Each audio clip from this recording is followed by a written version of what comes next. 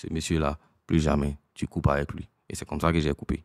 Pourtant, il aurait pu t'ouvrir des portes. C'est pas grave, il n'a pas besoin de ces portes-là. Parce que si c'était une porte, on doit m'ouvrir avant que tu m'ouvres la porte. Il préfère rester fermé. Tu parlais de vices. Et quels sont les vices, du coup, auxquels vous êtes sujet dans ce milieu? Dans l'industrie musicale. Ouais. Il y a tout ce qui est déjà addiction. C'est ça. Tu sais, la créativité, certains estiment qu'il faut la stimuler. Tu vois. Et chacun a sa manière de stimuler la créativité. Et une fois que tu trouves comment stimuler ta créativité, tu veux en abuser. Et c'est là que ça tombe souvent dans les addictions. Ça, c'est un, tu vois. Il y a des addictions, que ce soit drogue du moi. Avant de rentrer dans l'industrie musicale, j'ai jamais... Quand moi, j'entendais cocaïne, c'est que c'est à la télé, c'est les documentaires, tu vois. Mais c'est quand je suis rentré dans l'industrie musicale, j'ai vu que certains artistes ou certaines personnes du milieu utilisaient ça pour tenir déjà. Parce que chez nous, ça va vite, tu vois. Tu vois, même là, avant d'arriver ici, j'ai dormi à 4h du matin, mais je suis là, tu vois. Mais la question, est-ce que c'est possible d'être dans ce milieu sans utiliser totalement. ça? Est-ce que c'est possible moi, de tenir? j'ai jamais touché à la cocaïne, j'ai jamais touché même à la bœuf, à la weed, jamais. 95. Totalement. Ben, je te l'ai dit. Sérieux? Ce que moi, je bois, c'est l'alcool. D'accord. Je bois mon petit verre de ceci, il me détend, je suis bien. Mais tout ce qui est drogue dure, parce que je vais t'expliquer mon expérience. Tu sais, il y a le suivisme qu'on a au lycée, l'effet de groupe, tu vois. Quand j'étais peut-être en troisième ou en seconde, je sais pas, j'avais un groupe d'amis, tu sais, j'étais timide. Et je voulais m'affirmer dans mon groupe d'amis, tu vois. Mes amis, ils étaient là, ils avaient les petites et tout ça. J'avais envie d'être, tu vois, un peu, d'être dedans, quoi, tu vois, un peu. Et un jour, je sais pas, il y avait si c'était au quartier ou si c'était où, il y avait, les gars, ils étaient réunis, ils se faisaient passer le truc, tu vois, un peu. Oui. Et moi, j'estime que c'est Dieu qui m'a protégé de ça, tu vois, parce que je pense que s'il était rentré dedans, actuellement, il était, tu vois. Un jour, j'étais là dans la causerie et tout, et ils ont commencé à faire passer le truc. D'accord. Écoute bien ce qui s'est passé. Hein. Quand ça arrivait à mon tour, et testé. C'était le pire jour de ma vie, ce jour-là. Parce que je pense que moi, mon corps et mon ADN n'allaient pas avec ça. D'accord. C'est-à-dire que quand j'ai fini, je ne sentais rien. C'est comme si j'avais rien senti. Tu vois. Non, j'ai rien senti. T'as rien senti du tout? Non, j'ai rien senti. Parce que t'as pris juste une taf.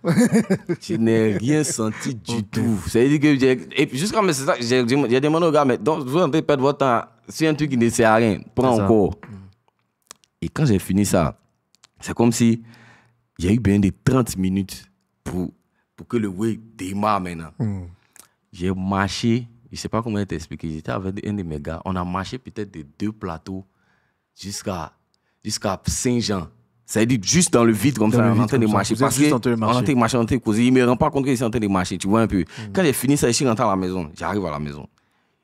Là, je ne sais pas comment il était affamé. J'avais faim.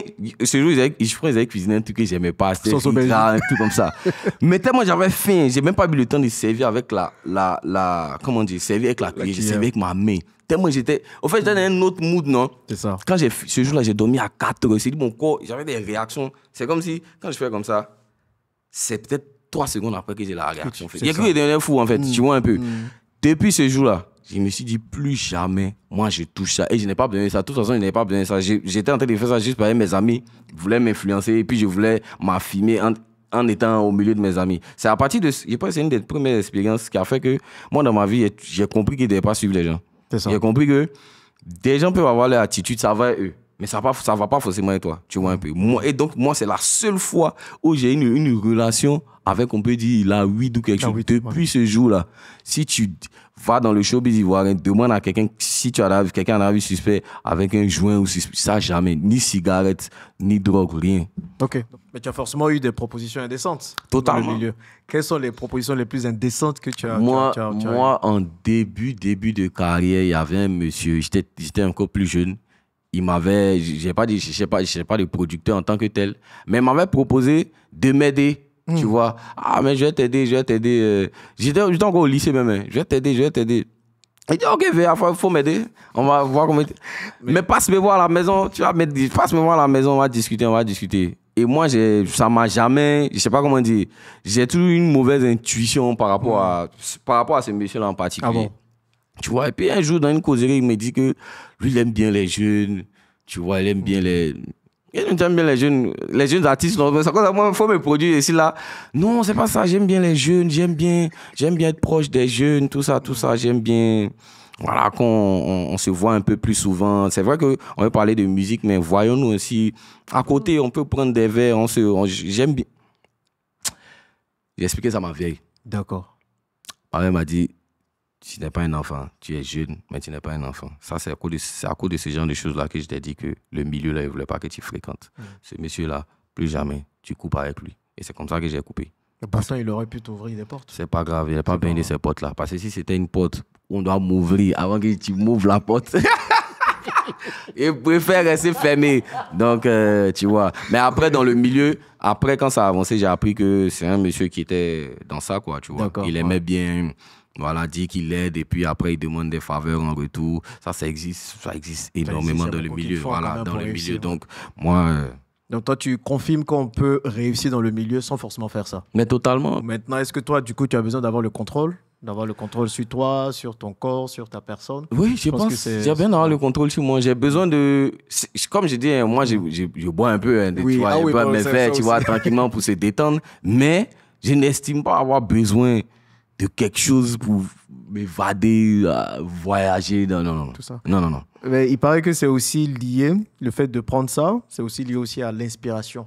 Donc, il y a certains qui prennent pour avoir une certaine inspiration, on leur teste tout. Et puis aujourd'hui, je sais pas, il y a des vices, mais bon, on est en média, on ne peut pas considérer ça comme des vices aujourd'hui. Tu vois un peu, c'est pas des... Il y a des gens qui le font parce que, dans le showbiz en tout cas, je pense que implicitement les gens vont comprendre de quoi je parle. Il y a des gens qui le font parce que c'est leur genre, parce que eux-mêmes c'est leur orientation et tout. Mais il y a des gens qui le font par, j'ai pas dit par vice, mais par science occulte, tu vois. Par, je vais pas dire les mots, mais tu vois de quoi je parle. Il y a des gens qui le font de manière spirituelle, de manière noire, quoi, tu vois. Et ça, moi, quand j'arrive dans le showbiz, pour moi, moi je suis un gars assez cartésien. Pour moi, quand je rentre dans le showbiz, les histoires de marabouts, tout ça, ça n'existe pas. Pour moi, quand je dis ça n'existe pas, il dit que dans le showbiz, il n'y a personne qui pratique ça. Il n'y a personne qui va faire des fétiches, il n'y a personne qui a des rituels, qui a des incantations. Pour moi, ça n'existe pas. Ah bon? Pour moi, ça n'existe pas. Voilà. Pour moi. Mais c'est quand je rentre maintenant dans le showbiz. J'ai déjà été avec un artiste. Lui doit toujours sortir en dernier de l'avion.